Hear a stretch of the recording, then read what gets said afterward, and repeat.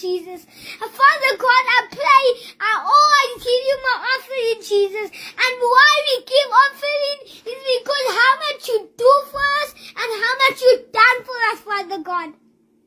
And for what you give us, we give you offering for what you do, Father God.